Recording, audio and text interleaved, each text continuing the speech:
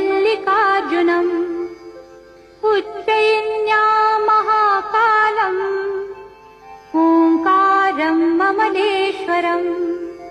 परल्यां वैद्यनाथम् च डाकिन्यां भीमशङ्करम् सेतुबन्धे तु रामेशम्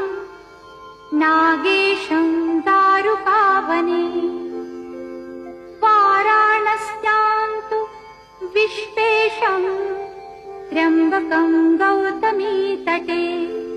हिमालये तु केदारं घृसृणीशं शिवालये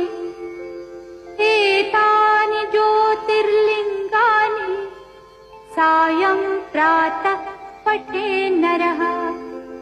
सप्तजन्मकृतं पापं